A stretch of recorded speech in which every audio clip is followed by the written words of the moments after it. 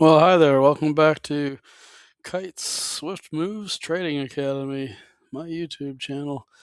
And I'm trying to teach you how to eventually trade stocks, ETFs, and options, but I'm trying to ease people into it, and I'm approaching this from the perspective that you've never traded before in your life and don't know any of the stuff that you're looking at. So I'm trying to walk you through it. Hopefully, you're finding this educational, maybe a little entertaining. So, in the overview video, I did talk about this, but I want to go in a little more detail as far as when you look at these timings. Like if I look at the 4 hour timing on this, and if you're looking at like you're trying to get the major trend of what's the stock doing now, the 4 hour candle. That's what we're looking at, the candle chart. And there's also line charts and other charts, but each of these candles is 4 hours. And, why does that matter? Well, as you're looking for trends, for example, if you want to catch this engulfing up like this, looking at this 4 hour candle window, you would have seen that, and later on you'll get to understand this, that this is a zone right here.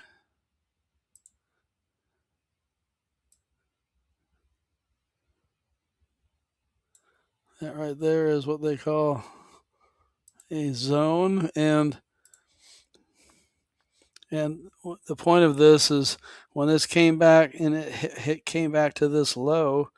Now this low right here is what started driving this up, and then when it came back and touched it, it's indicative that this was going to go back up again. So if you knew this, you're looking for a trend to pick up on, you wouldn't necessarily see this on the 1 minute candle.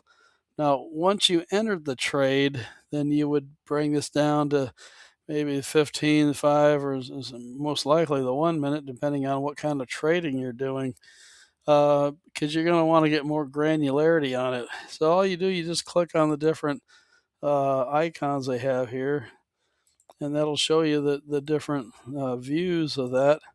Now you notice how when it changes like that, you gotta readjust your screen so that it makes a little more sense to you. But see, you're getting a lot more information than what you had before in that same time frame. And let's see if we can scroll down here and find where I think I lost our little zone that we created. Let's see. Because keep in mind, we went from the 4 hour candle down to a 1 minute candle. So you can see how this would be so much harder to see that same setup. But if you go back and you're looking at this one, now all of a sudden it starts coming into view. Oops.